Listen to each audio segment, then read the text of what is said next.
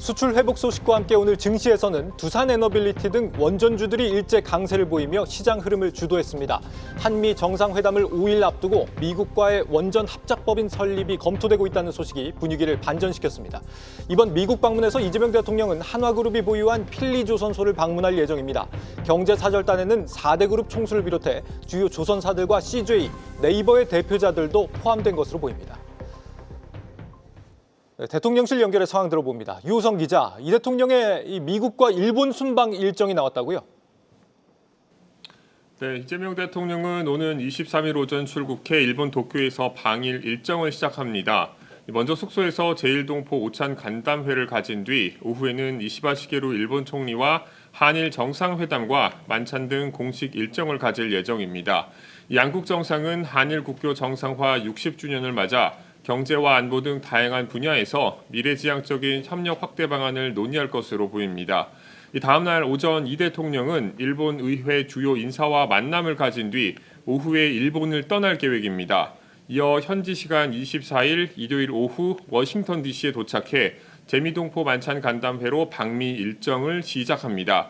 25일 월요일에는 도널드 트럼프 미국 대통령과 한미 정상회담을 가진 후 다음 날 필라델피아로 이동해 한화 필리조선소 시찰 일정을 가진 이후 귀국할 예정입니다. 네, 이번 한미 정상회담의 주요 의제가 무엇이냐 관심이 높아지고 있는데 경제 기술 협력에 대한 논의가 예상된다고요? 예, 한국 정부는 미국과의 관세 협상에서 3,500억 달러 규모의 대미 투자 펀드 조성에 합의했습니다.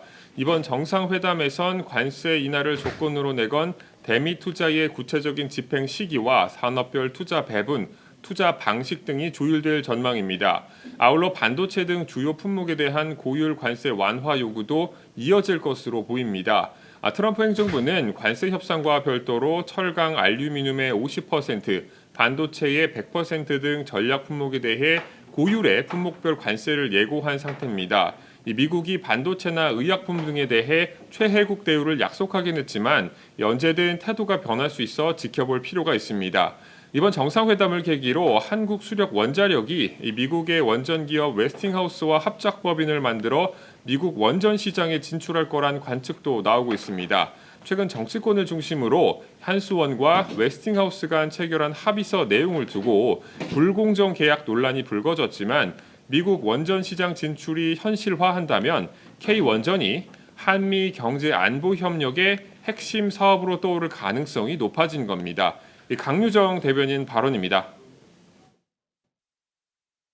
국익을 가장 높일 수 있는 방식으로 지금 여러 가지가 고민 중에 있는 것으로 알고 있습니다. 검토된 바는 있지만 이것이 최종적인 어떤 안으로 실릴지 그런 부분은 아직 확정되지 않아서. 네. 이재명 대통령이 오늘 빌 게이츠 MS 창업자를 만난 것도 화제가 되고 있습니다. 어떤 얘기가 오갔습니까? 네, 이 대통령은 빌 게이츠 이사장과 만나 AI 미래산업, 글로벌 보건협력, 소형 모듈형 원자로 등에 대한 의견을 나눴습니다. 특히 게이츠 이사장이 소형 모듈 원자로가 AI나 반도체 등 첨단 산업 분야의 전력 수요 증가에 효과적인 해법이 될 수 있다고 언급한 데 대해 이 대통령이 깊은 관심을 보이기도 했는데요. 이 대통령은 한국 정부도 이 차세대 원자력 발전소 건설에 관심이 많고 소형 원자로를 개발하는 국내 기업이 많다며 세계 시장에서 활약이 점차 늘고 있다고 강조했습니다.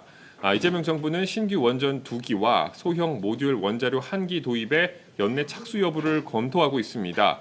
이날 게이츠 이사장과 접견해서 소형 원자로에 대한 관심을 드러낸 만큼 신규 원전 도입 추진에도 속도가 붙을 거란 전망이 나옵니다.